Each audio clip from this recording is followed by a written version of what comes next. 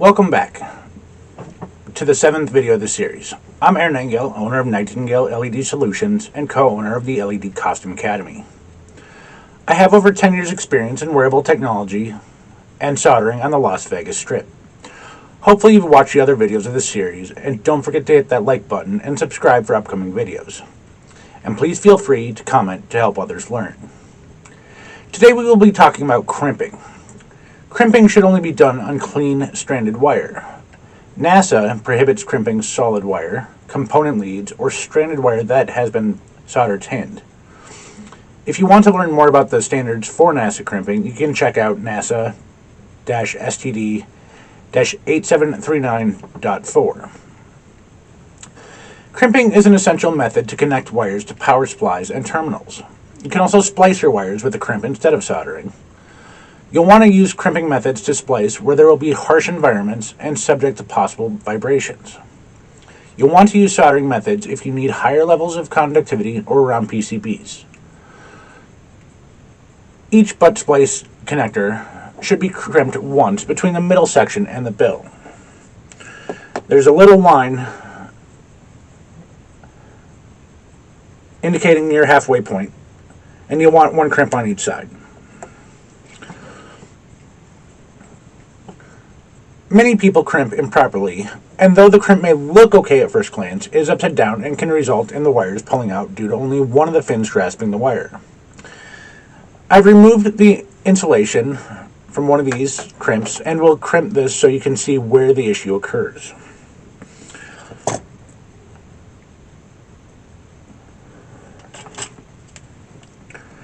This can also be eliminated with a ratcheting crimper such as this that is available online or at your electronics store.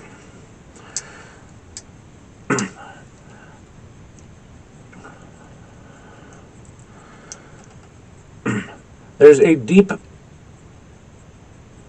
groove and then a little nub, and most people put the nub on the top to conduct their crimp.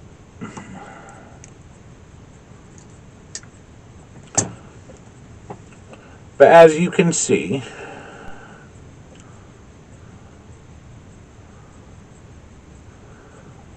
only one of the fins has grasped the wire. Correct way to do it: remove about a 1/4 inch insulation.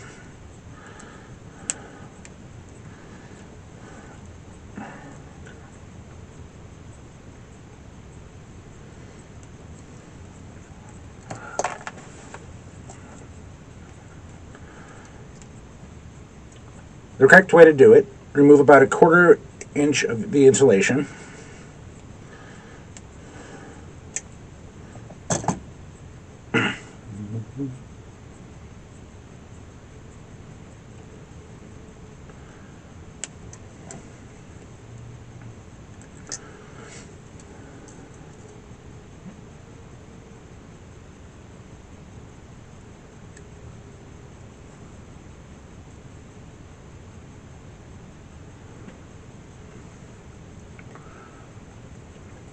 As you want the nub on the bottom of the connector so that when you crimp,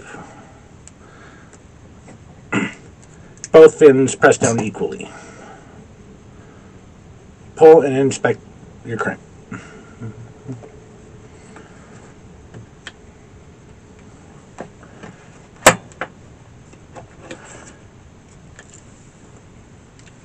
Ferrules are another method of crimping that you'll want to add to your wire ends if it's going to be placed into a screw connector or similar pressure connector, such as this LED controller. First, make sure all your gates are all the way open.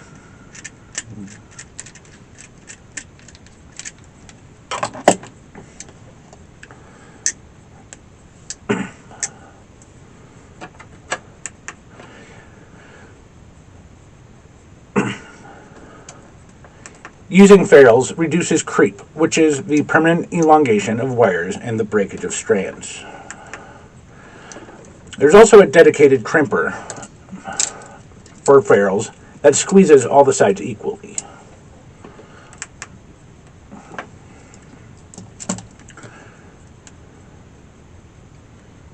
To start, strip a little over half of an inch.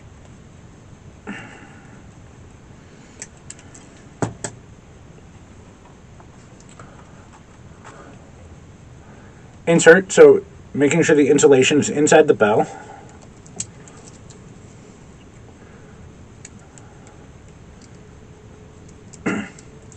Push the bell all the way up to the crimper and squeeze until it stops and release.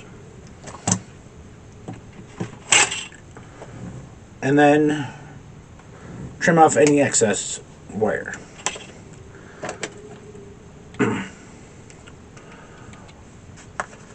On a proper crimp, you can see the strand sticking out about 1/16 of an inch. This lets you visually inspect that the fibers are intact and you have a solid crimp. Lastly, there are many connector types on the market. JST, Molex, Samtec, and Amphenol are some of the ones I've used, and there are countless others specific to different industries. These are available in 2-pin, 3, 4, 5, 6, and up. If you're using crimp connectors from these manufacturers, they all share some similarities, and almost all come in a solder pin variant as well for PCB. If you look closely, you'll see that there are 2 sets of wings to crimp. The first is to crimp onto the stranded wire itself, while the second larger fins are used to crimp onto the insulation. Both male and female pins have the crimp fins that need to capture the insulation. All of these type of connectors fit by snapping these 2 little fins into the housing. They will only fit in one direction, so you need to be aware of the top and bottom as you apply to the correct position. To remove the pin from the housing, many suppliers have their own removal tools. You can also use 2 pins or a piece of wire to push the wings down to remove it, but this takes a little bit of practice.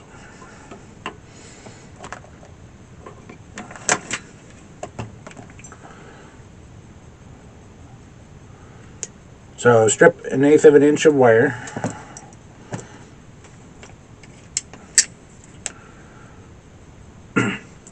In the back of the die, it is spring-loaded, so you can push it forward to insert your pin.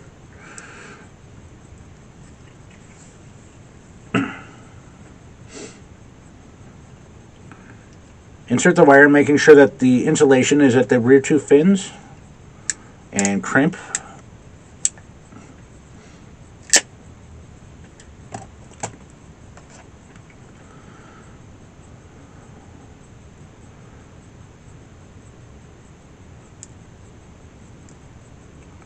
And push into the housing, and you'll feel it click. Give it a tug, and it's ready to connect.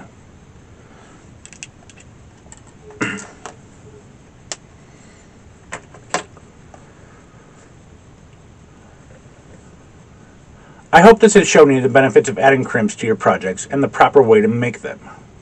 Please join me in my next video on setting up and soldering LED strips.